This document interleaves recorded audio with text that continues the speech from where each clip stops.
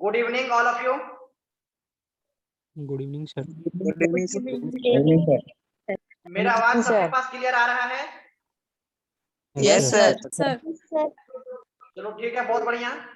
तो अब हम लोग अपना सिलेबस स्टार्ट करें आगे। यस आगे स्टार्ट करें, रिप्लाई दे दें जल्दी। Yes sir. Yes sir. तो मेरा स्क्रीन, आज हम लोग का 7th डे है। आज हम लोग का 7th डे है ना? Yes sir. Yes sir. इतने लोग जुड़े फिर भी रिप्लाई में कमी आता है, क्या बात है? सर आवाज कट कट के आ रहा है। आवाज कट कट के आ रहा है? Yes sir. Yes sir. देखता हूँ।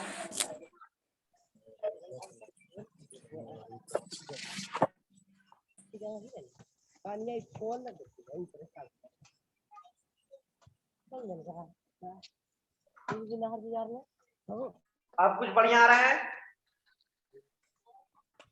Yes sir. सर अब यहाँ पे हम लोग देखते हैं, आज हम लोग का 7th क्लास है और जो आज शायद फर्स्ट टाइम जुड़ रहे हैं वो समझने का प्रयास करेंगे, और वैसे अगर पढ़े होंगे तो शायद दिक्कत नहीं होना चाहिए आप सभी को भी, जो जिनका भी आज फर्स्ट क्लास है।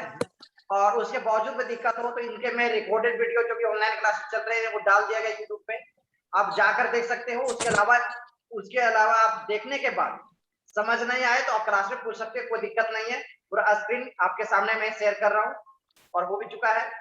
तो आज हम लोग का वर्ड पावर में सेकंड है वन वर्ड सब्स्टिट्यूशन, और कल हम लोग का था एडम फ्रेजेस, और आज हम लोग का है वन वर्ड सब्स्टिट्यूशन, मतलब अनेक शब्दों का एक शब्द। ये हमारा कॉम्पिटिटिव एग्जाम में, कोई भी एग्जाम हो, चाहे वो एसएससी का कोई भी हो, 10+2 लेवल का, 10th लेवल का या ग्रेजुएशन लेवल का, या नेवी हो, एयरफोर्स है, या कोई भी एग्जाम, सभी में ये इंपॉर्टेंट है। तो ये आज का हमारा पहला है एवेटियर। इसके मतलब होता है कसाई खाना। कसाई खाना का मतलब होता है जहां एनिमल को मारा जाता है या फिर उसका हत्या किया जाता है। पहले सभी लोग, हाँ बोलो सर। कल जो पढ़ाए थे ना वर्ड पावर वाला, उसको थोड़ा सा एक बार स्क्रीन पे लाइए ना। स्क्रीनशॉट में लिंक भेज दिया, उस लिंक में आज से पहले जितना पढ़ाई किया है सभी का उसमें दिया हुआ है, उस लिंक पे जाके आप ले लो। थोड़ा सा धुंधला दिखता है सर। नहीं, धुंधला नहीं दिखाएगा, थोड़ा धुंधला है। आप अभी लाइए ना, हम स्क्रीनशॉट मार कर रख लेंगे, आप कीजिए ना सिर्फ। अभी नहीं होगा फिलहाल। चलो अब आगे बढ़ते हैं, कर और सभी दीजिए लोग आप म्यूट कर लेंगे। आगे बढ़ते हैं। कसाई खाना, place where animal are killed for food, आने की भोजन के लिए या अपने सेवन के लिए, जहाँ पे एनिमल को किल किया जाता है, मारा जाता है, उसको हम लोग कसाई खाना कहते हैं। प्लीज सभी लोग म्यूट कर लें, नहीं तो फिर मुझे कनेक्ट कर लीजिए ना। सर डिस्टर्ब हो रहा है सर, चुप रहने बोलिए ना सर। एक बात नहीं समझ आ रहा है क्या आप लोगों को?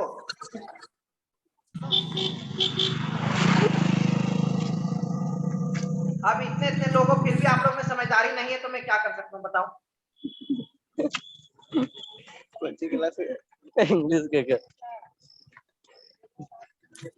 एग्जाम पढ़ू ना है तो जैसे पहले इंग्लिश पढ़ो ली समझ कि तो हजारीबाग में ये कंपटीशन में चल रहा तो वह ला के। चलो ठीक है, आगे बढ़े।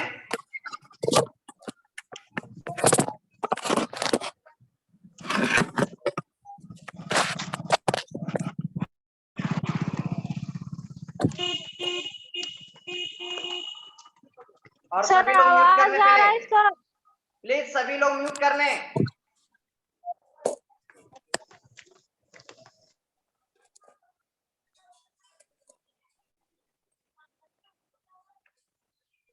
देखो एबॉट के मतलब होता है मठाधीश, मठ अधिकारी, यानी ये man who is head of the monastery, और जो अपना मठ का जो अधिकारी होता है उसे हम लोग मठाधीश कहते हैं, मठ का अधिकारी। उसके बाद है एब्रिविएशन, जिसे संक्षेप या लघु फॉर्म, या फिर आप लोग इसे फुल फॉर्म भी कहते हो। आने की ए short hand form of word और फ्रेज। जैसे कि आपका मैं बोलो BSF, तो ये आपका क्या हो गया, एब्रिविएशन के फॉर्म में है, और इसका आप लोग फुल फॉर्म जानते हो, तो इसी को हम लोग कहते हैं एब्रिविएशन। उसके बाद एब्डिकेशन होता है, इसका हिंदी होता है औपचारिक रूप से त्याग देना, आने की टू फॉर्मली गिव अप, मतलब कि आप कहीं काम कर रहे हो और बिल्कुल वहां पे उस काम को त्याग दिए हो या ज्वाइन आप रिजाइन दे दिए, उनके लिए यह प्रयोग करते हैं हम लोग। उसके बाद है एवल्यूशन, धार्मिक स्नान। धार्मिक स्नान के लिए हम लोग ritual washing of the body, आप जब कभी तीर्थ स्थान जाते हो और वहां पे आप धर्म के लिए जो नहाते हो उसके लिए प्रयोग में आया जाता है। उसके बाद है आपका एब्स्ट्रैक्ट, जिसके होता है समझाने में मुश्किल, हार्ड टू अंडरस्टैंड। कुछ लोग ऐसे होते हैं जिनको समझाने में बहुत ज्यादा मुश्किल होता है, जो समझने के बावजूद भी कहते हैं कि समझ नहीं आ रहा है, या कुछ लोग ऐसे होते हैं जिनको कुछ भी समझ नहीं आता है, तो उनके लिए ये वर्ड का प्रयोग किया जाता है।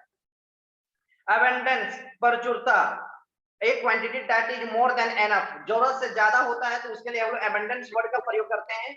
जैसे हम लोग कहते हैं कि अलग अलग चीज के लिए हम लोग प्रयोग करते हैं, जैसे आप कह सकते हैं कि ऑक्सीजन हमारे लिए सफिशिएंट एबंडेंट मात्रा में हमारे एनवायरनमेंट में है, या आप कहते हैं कि कोयला हमारे मिनरल के फॉर्म में एबंडेंट मात्रा में अवेलेबल है, उसके लिए प्रयोग करते हो। उसके बाद है एसेंटुएट, जिसके मतलब होता है जोर देना, give more force importance to, मतलब किसी बात पे जोर देना। जब आपको घर पे किसी बात को मनवाना होता है तो क्या करते हो, उसी बात को बार बार आप रिपीट करते हो, बार बार उनके सामने लाते हो, जोर देते हो, प्रयास करते हो कि वो आपके बात को मान जाए, तो उनके लिए ये प्रयोग हम लोग करते हैं। उसके बाद एक्म्प्लेस, जिसके साथ अपराधी यानी हेल्पर इन या रॉन्ग डेट ऑफ क्राइम, जब कोई भी अगर चोरी करता है और उसके साथ में आप ही उसे सपोर्ट करते हो, तो उनके लिए हम लोग इस वर्ड का प्रयोग करते हैं। एक्रोनिम, जिससे प्रथम अक्षर नाम आने की, जो कोई भी नाम का जो प्रथम लेटर होता है, फर्स्ट लेटर होता है, उसके लिए हम लोग एक्रोनिम वर्ड का प्रयोग करते हैं। तो ये इसे आप लोग लिख लोगे, बाकी इसका स्क्रीनशॉट आपके पास में दे दूंगा। इसके बाद हम लोग का जो लास्ट क्लास कल चल रहा था, उसके आगे मैं आज कंटिन्यू कर रहा हूं। तो देखो मैंने कल ये क्लास हुआ था और यहाँ पे मैंने छोड़ दिया था, इसको एक बार मैं इरेज कर देता हूँ, इसको फिर से समझने का प्रयास करते हैं। और लास्ट में मैंने जो बताया था वो आपके स्क्रीन पर है। यहाँ पर देखो, जो आप लोग फर्स्ट टाइम क्लास कर रहे हैं और जो कल पढ़े थे उनके लिए भी है कि जो लेट है वह आपका लेट के बाद हमेशा ऑब्जेक्टिव केस होता है। लेट के बाद हमेशा क्या होता है, ऑब्जेक्टिव केस होता है। तो ऑब्जेक्टिव केस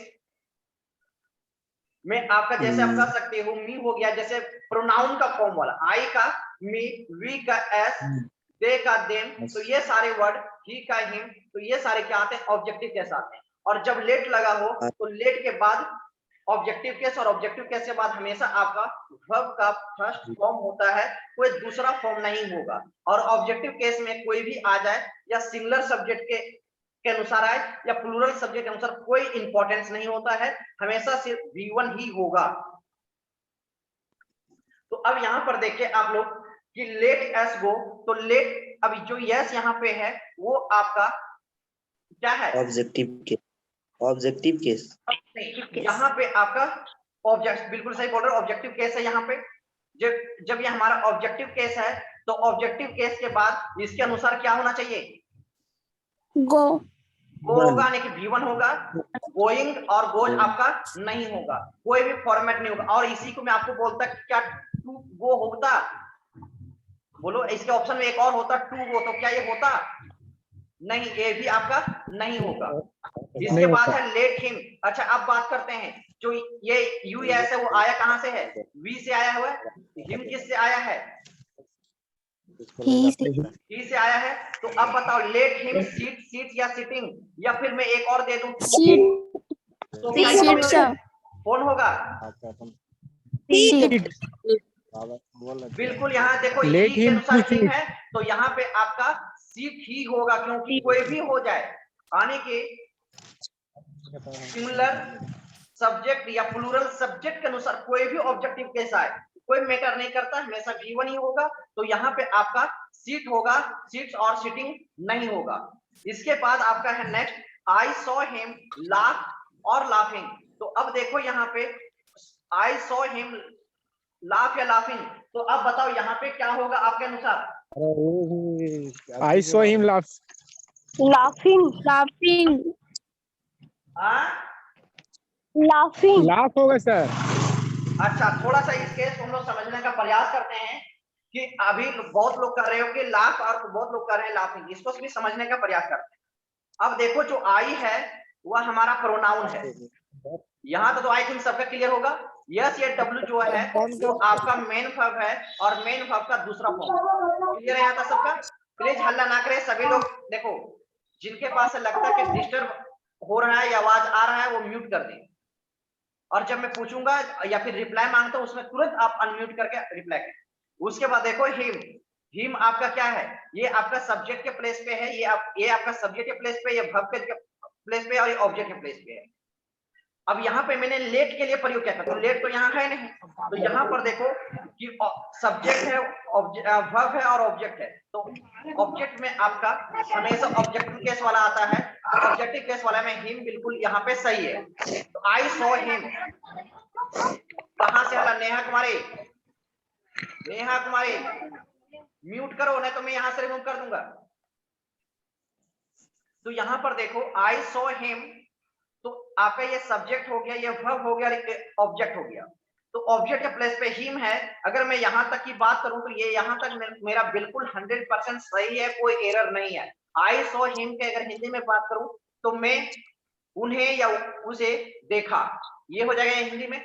लेकिन आगे का हमारा फिर से वर्ब लगा हुआ है, तो अब बताओ कि हमारा ये ऑब्जेक्टिव केस के बाद दोबारा आ रहा है, तो लाफ होगा या लाफिंग होगा, ये यहाँ पे आपके पास आ रहा है। तो यहाँ पे हमारा आई सॉ हिम लाफ या फिर लाफिंग, तो यहाँ पे हमारा दोनों सही है। ग्रामेटिक, अब एग्जाम के व्यू से बात करते हैं। अगर एग्जाम के व्यू से बात करें तो लाफ और लाफिंग ग्रामेटिकली, मैं भी ग्रामर के आधार पे बात कर रहा हूँ, एग्जाम के आधार पे बात नहीं कर रहा हूँ। एग्जाम के आधार पे भी इसके तुरंत जस्ट बात करूंगा। लाफ और लाफिंग दोनों सही है, लेकिन एग्जाम के दृष्टिकोण से या कोई आपसे पूछे, कोई को परेशान करे, तो उस केस में आप इसको सबसे एप्रोप्रिएट आंसर लाफिंग सही होगा। लाफ भी सही है, लाफिंग भी सही होगा, लेकिन यहाँ पे लाफिंग ज्यादा एप्रोप्रिएट आंसर होगा। ठीक है, इसके बाद आपका जो है I hear me to weep, similar question है। देखो यहाँ पे सब्जेक्ट है, वर्ब है, ऑब्जेक्ट है। इसके बाद सब्जेक्ट है, वर्ब है, ऑब्जेक्ट है। पवन कुमार म्यूट करो पहले। तो सब्जेक्ट है, वर्ब है, ऑब्जेक्ट है। तो सब्जेक्ट, वर्ब और ऑब्जेक्ट के बाद देखो फिर से हमारा आ गया है सिमिलर, इसी के जैसा। तो यहाँ पे बताओ क्या होगा? तो यहाँ पर भी हमारा देखो क्या, टू वीप, अभी बताया था लाफ, तो टू लाफ यहाँ अगर यहाँ होता तो क्या होता? टू लाफ, ये हमारा नहीं होता। तो ये हमारा है टू लाफ, ये नहीं होता। तो इसके आधार पे आप कह सकते हैं कि टू वीप भी नहीं होगा। तो यहाँ पे वीप और वीपिंग होगा, ये दोनों हमारे होंगे। लेकिन अगर मैं बोलूं कि दोनों में जो ज्यादा सुटेबल या एप्रोप्रिएट अकॉर्डिंग टू ग्रामर और अकॉर्डिंग टू एग्जाम, तो ज्यादा जो होगा वो आपका वीपिंग होगा। यहां तक क्लियर है सबका? यस। चलो ठीक है, आगे हम थोड़ा बात करते हैं।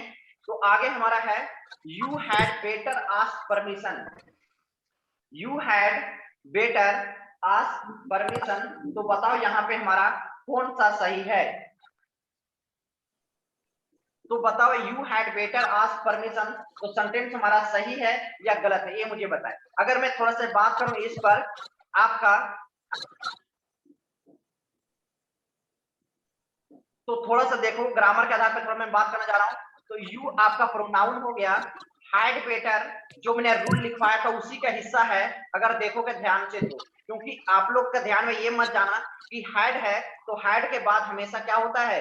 V3। ये बिल्कुल सही है ग्रामर के आधार पे, लेकिन यहाँ पर मैं बात कर रहा हूँ कि हैड के बाद जब आपका गुड का कॉम्परेटिव डिग्री आ जाए, गुड बेटर बेस्ट होता है ना, तो इसीलिए यहाँ कह रहा हूँ कि जब गुड का कॉम्परेटिव डिग्री बेटर आ जाए तो आपका सॉरी BETR होगा बेटर, तो इसके बाद आपका V1 हो जाएगा यहाँ पे। तो यही लिए यहाँ पे आस्क हुआ है, इसलिए यहाँ पे हमारा सही है। और परमिशन आपका एक नाउन है, या फिर ये कह सकते हो कि यहाँ पे हमारा ऑब्जेक्ट के प्लेस पे काम कर रहा है, ये हमारा बिल्कुल सही है। और थोड़ा सा देखें हैड बेटर का, तो हैड बेटर के बारे में हम थोड़ा सा चर्चा करते हैं। और इसके बारे में आपको थोड़ा सा स्क्रीन दिखा देता हूं पिछला, क्योंकि बहुत लोग आज क्लास ज्वाइन किए हैं तो उनके लिए थोड़ा सा हो जाएगा काम का। यहाँ पर देख सकते हो आपके स्क्रीन पे देख कौन लिख रहा है, एक बात समझ नहीं आता है क्या? इरेज करो पहले। अब यहाँ देखो हाइड बेटर, क्या अपने स्क्रीन पे देख पा रहे हो आप सभी? Yes sir. Yes sir. तो हाइड बेटर देखो, हाइड बेटर है तो हाइड बेटर मैंने लिखवाया हूं, need not, dare not, would better, had better. Kaif Ansari कौन है? प्लीज ना लिखे स्क्रीन पर। तो यहाँ पर देखो जो हाइड बेटर है, तो हाइड बेटर में वर्ब का फर्स्ट फॉर्म होगा, वर्ब में आईएनजी वाला, और 2 + V1 नहीं होगा। तो ये मैंने कल बता चुका था, उसी का हिस्सा का कुछ पॉइंट बच गए थे क्वेश्चंस जो कल नहीं हो पाया था, तो वही यहाँ पे है। तो हाइड बेटर के बाद हमारा V1 होगा, जो मैंने अभी बताया कि हाइड बेटर के बाद आपका V1 होगा, तो ये यहाँ पे बिल्कुल सही है। इसके बाद आज हमारा है रूल नंबर 5, जो अभी चल रहा है वो हमारा जेरेंड का पार्ट चल रहा है। तो जेरेंड के पार्ट में अब हम थोड़ा समझने का प्रयास करो आप लोग भी। और जेरेंड का हमारा रूल नंबर 5 और यहाँ पे है we always use gerund after following phrases. इन सभी फ्रेजेस के बाद हमेशा जेरेंड का प्रयोग करते हैं। जेरेंड के मतलब बताया था कि वर्ब का फोर्थ फॉर्म, और वर्ब का फोर्थ फॉर्म जब आपका सब्जेक्ट के जैसा या फिर ऑब्जेक्ट के जैसा या फिर आपका एडजेक्टिव के जैसा काम करेगा तो वह आपका जेरेंड कहलाता है। यानी कि V4 जब सब्जेक्ट, ऑब्जेक्ट और एडजेक्टिव के जैसा काम करता है तो उसे हम लोग जेरेंड कहते हैं। अब थोड़ा सा इसके मीनिंग के आधार पे हम लोग समझने का प्रयास करते हैं। तो कोई जानते हो तो मुझे कोई बता सकते हो क्या? सोचिए पहला वर्ड क्या है, कौन बताएगा?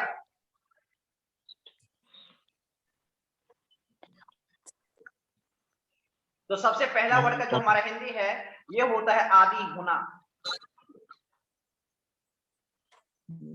या के आदि। इसके बाद हैबिचुएटेड का हिंदी होता है,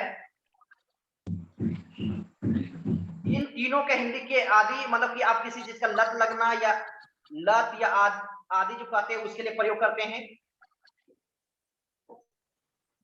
इसके बाद है ऑब्जेक्टेड, मतलब कि किसी चीज को चिन्हित करना, उसके लिए हम लोग प्रयोग करते हैं।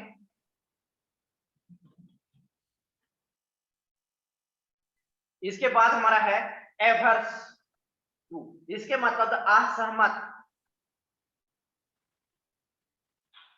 या सहमत, या फिर आप इसका हिंदी कह सकते हो अनिच्छुक, अनिच्छुक। इसके बाद है लुक फॉरवर्ड टू। आपने बहुत बार अपने जीवन में लुक फॉरवर्ड टू का प्रयोग किए होंगे जब आप एप्लीकेशन लिखते होंगे। तो इसका हिंदी होता है आशा करना, आशा करना, या इसी को करते हो आप दूसरा वर्ड में करते हो प्रतीक्षा करना। इसके बाद है विथ या व्यू टू, तो यहाँ पे इसके अंदर तक के उद्देश्य से, के उद्देश्य से। उसके बाद है be plus use to, be plus, तो यहाँ पे बी अलग वर्ड है और यूज टू यहाँ पे आपको जब सेंटेंस बनाओगे तो बी के साथ यूज टू जब रहेगा तो इसके बाद आपका हमेशा इन सभी वर्ड के बाद वर्ब में आईएनजी का प्रयोग करोगे। और आप चाहोगे तो 2 + V1 की V1 का प्रयोग, या फिर मैं बात करूं प्लस करके 2 + V1, तो ये नहीं होगा।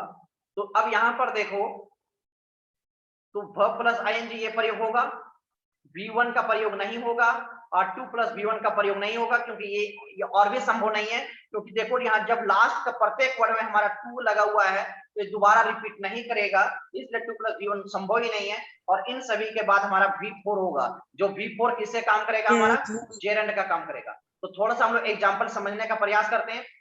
तो यहाँ तक तो अभी देखो जो मैंने रूल समझाने का प्रयास किया है, तो यहाँ तक में किसी को कोई दिक्कत है क्या?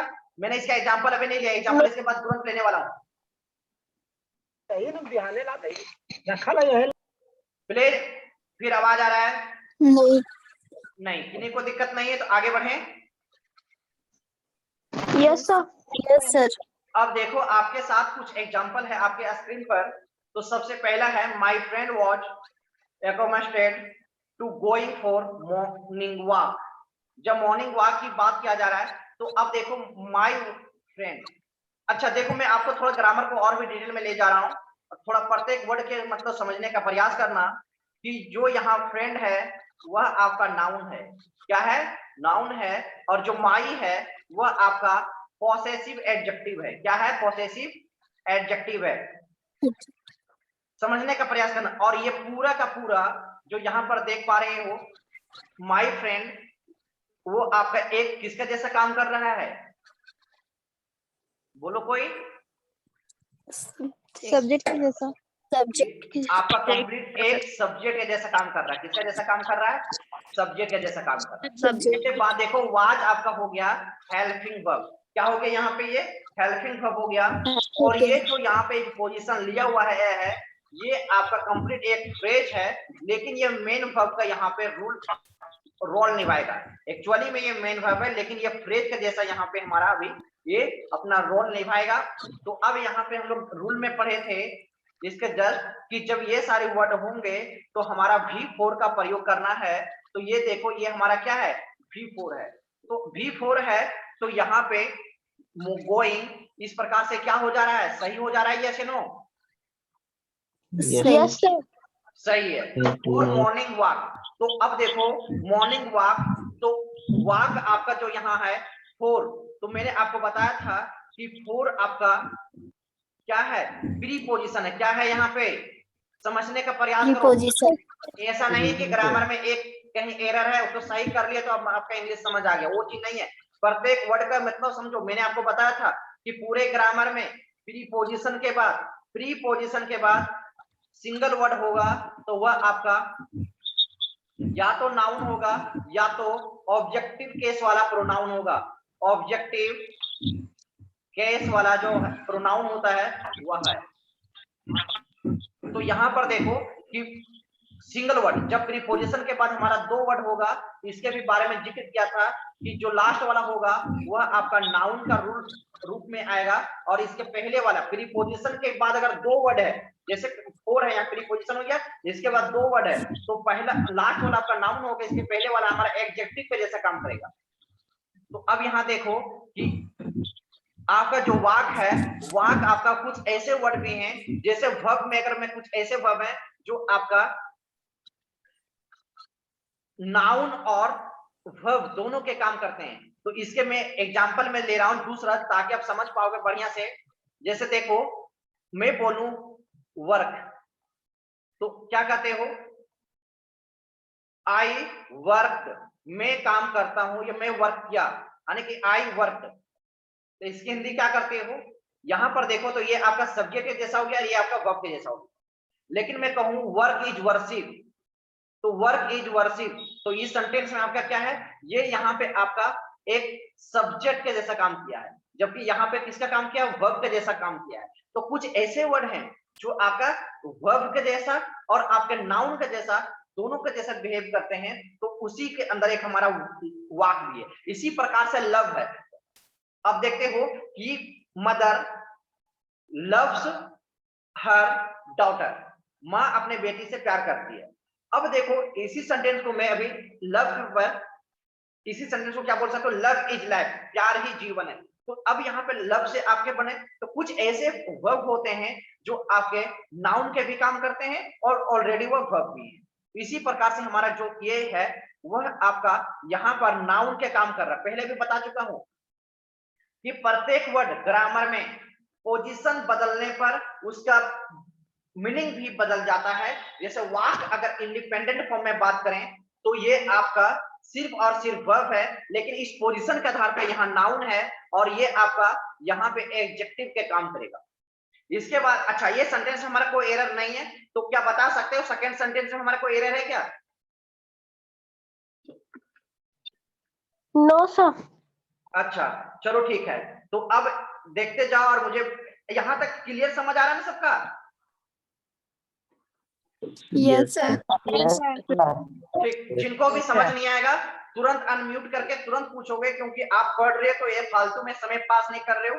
तो अब देखो ही जो है वह आपका प्रोनाउन है, इज है जो हेल्पिंग वर्ब है, हैबिचुएटेड टू, अभी ये आपका मेन वर्ब का रोल निभा रहा है, लेकिन ये यहाँ पे अभी फ्रेज के जैसा प्रयोग होगा क्योंकि टू यहाँ पे लगा हुआ है। बताऊंगा जब आपको मैं फ्रेज बताऊंगा हाँ, फ्रेज तब बताऊंगा जब आपको मैं प्रीपोजिशन पढ़ाऊंगा, तो वहां पे वर्ब फ्रेज या वर्बियल जो फ्रेज कहते हैं, या फिर आपका एडवर्बियल फ्रेज होता है, प्रीपोजिशनल फ्रेज होता है, वो कैसे होता है उसके बाद हम लोग डिस्कस करेंगे बाद में। तो ये अभी हमारा फ्रेज का काम है। इसके बाद देखो रीडिंग, तो अब बताओ क्या हैबिचुएटेड टू के बाद यहाँ रीडिंग का प्रयोग कर सकते हैं? Yes sir. तो ये हमारा यहाँ पे ये बिल्कुल सही है। और फिक्शन के मतलब क्या होता है? कल्पना या फिर कल्पना से भरा हुआ जो कहानी होता है, जो स्टोरी होता है, उपन्यास होता है, उसके लिए हम लोग ये प्रयोग करते हैं। तो यहाँ तक सबका क्लियर है? Yes sir. चलो तो अब थोड़ा सा देखते हैं मेनी के मतलब क्या होता है, तो मुझे बताओगे क्या? बहुत। जब मेनी के मतलब बहुत होता है, तो बहुत के बाद इंडियन हमारा सही है या गलत है? थोड़ा यहाँ तक के बात करो। तो मेनी इंडियन सही लिखा हुआ या गलत लिखा हुआ है? जल्दी बात करो। इंडियन सही है सर। गलत है, क्योंकि इंडियन का इंडियंस भी होता है बाबू, इंडियन का इंडियंस भी होता है। जब इंडियंस होगा तभी तो यहाँ पे देखो मेनी है ना, बहुत भारतीय या बहुत भारतीयों, तो प्लूरल ना होगा, बहुत है तो इसलिए यहाँ इंडियंस हो जाएगा। क्या हो जाएगा? Indians. Many Indians are addicted to, तो addicted to smoking and drink. तो एक चीज बता दूं, यहाँ पे एंड से कनेक्ट होगा। अब थोड़ा सा समझने का प्रयास करो। ऐसा नहीं कि आपको मैं एक ही दिन में वर्ब सिखा दूं तो बहुत कुछ सीख जाओगे। प्रत्येक को बहुत डिटेल से समझने का प्रयास करना। जब एंड से कोई चीज जुड़ा होता है तो इधर का और इधर का same level of the word होता है, same level of the word. जैसे मैं बोलूं यहाँ पे आप है स्मोक, तो यहाँ पे होगा ड्रिंक, लेकिन मैं यहाँ पर भी लगा दूं स्मोकिंग आईएनजी, तो यहाँ पर भी लगाना होगा ड्रिंकिंग।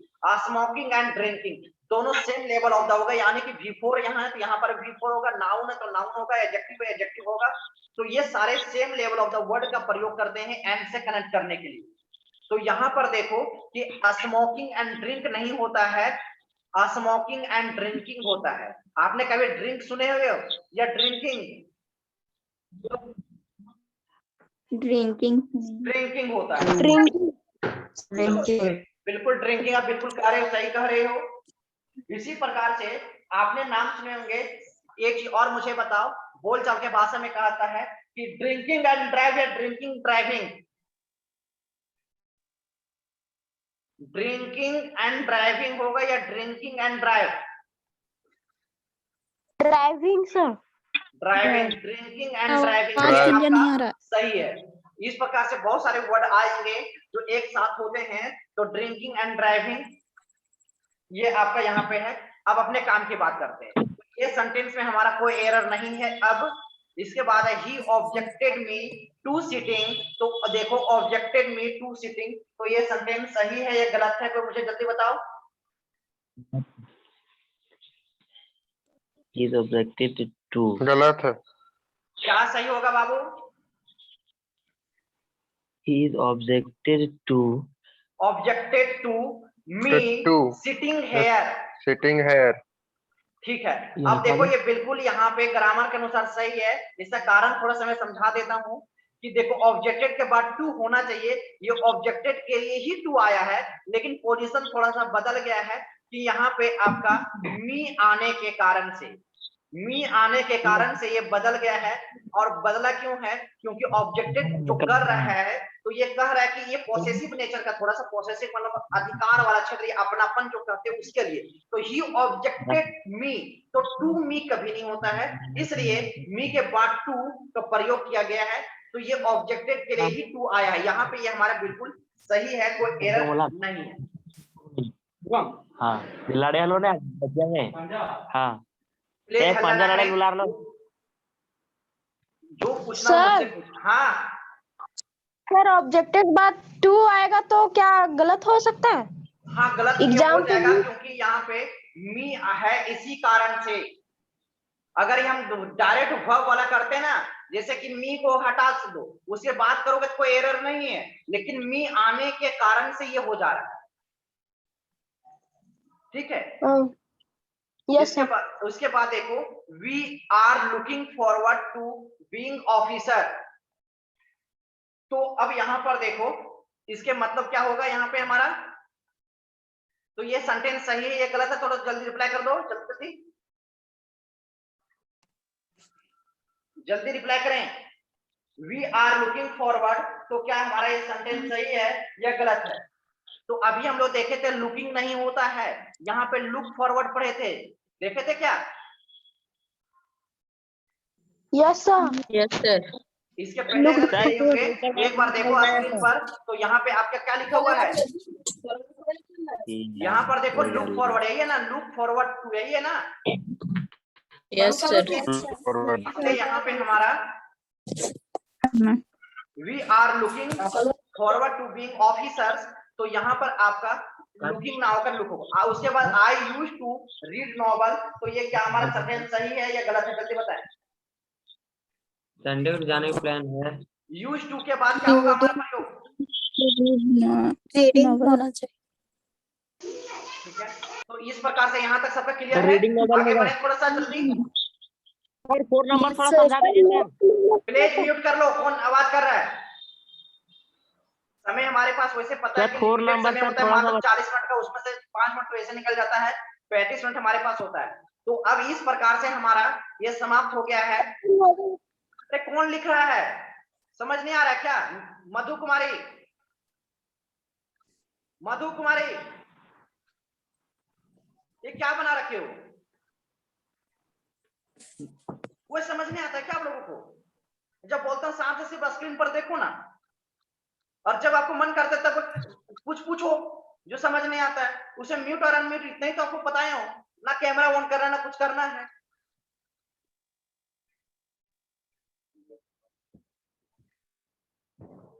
चलो इरेज करो इसे। उसके बाद देखो हमारा यहाँ पे है इन्फिनेटिव। तो इन्फिनेटिव हमारा दो प्रकार का होता है। यहाँ तक हमारा अभी जेरंड का हिस्सा और पार्टिसिपल का हिस्सा समाप्त हो चुका है। तो अब हमारा है यहाँ पे टू टाइप्स ऑफ इन्फिनेटिव। तो टू टाइप्स ऑफ इन्फिनेटिव में हमारा पहला है बेयर इन्फिनेटिव और दूसरा में हमारा है टू इन्फिनेटिव। तो जब हमारा पहला में है बेयर इन्फिनेटिव, दूसरा में टू इन्फिनेटिव। तो बेयर इन्फिनेटिव में बताया था कि बेयर इन्फिनेटिव में आपका 2 प्लस v1 का प्रयोग कभी भी नहीं होगा, और इसमें टू इन्फिनेटिव में 2 प्लस v1 का प्रयोग होगा। यही हमारा यहाँ पे मेनली था। अब यहाँ पे थोड़ा समझने का प्रयास करते हैं रूल नंबर 1। तो अब यहाँ इन्फिनेटिव का जो पहला रूल है वो आपका समझते हैं, और एक चीज और थोड़ा सा नाम से समझ आते हैं कि जो आपका टू इन्फिनेटिव है इसका कभी कभी सिर्फ इन्फिनेटिव भी कहीं कहीं लिखा रहेगा, इन्फिनेटिव भी लिखा रहेगा या कहीं कहीं इन्फिनाइट भी लिखा रहेगा। तो समझ जाना, इसी की जिक्र कर रहा हूं। और आपका बेयर इन्फिनेटिव के लिए बेयर वर्ड का प्रयोग करेगा ही, 100% है। इसके बाद रूल नंबर 1 है we always use infinitive after following words. कुछ वर्ड हैं इसके बाद हमेशा इन्फिनेटिव वर्ड का प्रयोग करते हैं। तो इसके बाद हम लोग किसका प्रयोग करते हैं? इन्फिनेटिव वर्ड का प्रयोग करते हैं।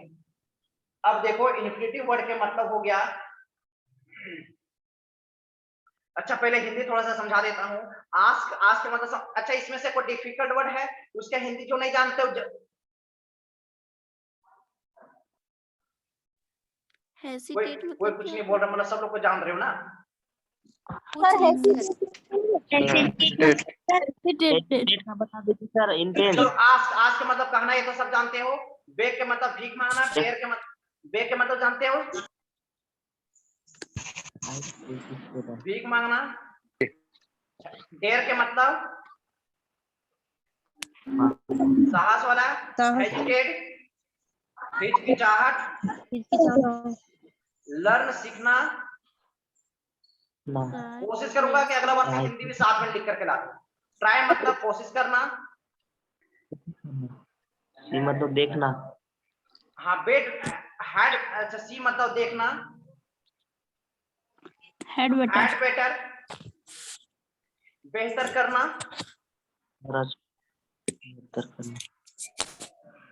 अलाउ इसके मतलब क्या होता है? आदेश देना। देना। आज्ञा देना या आदेश देना। बिगिन के मतलब शुरू करना। शुरू करना। फेल के मतलब असफल। गिराना। फेल होना या अनुत्तीर्ण जो कहते हो वही है आपका, ये वही है ना।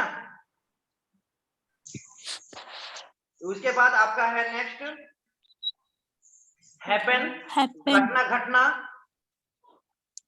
मैनेज के मतलब व्यवस्थित करना, मैनेज करना मतलब क्या होता है? प्रबंध करना। व्यवस्थित करना, प्रबंध करना या व्यवस्थित करना दोनों होता है। प्रबंध करना या व्यवस्थित करना। विश के मतलब क्या होता है? इच्छा या कामना। इच्छा। ईयर के मतलब सुनना। हेड है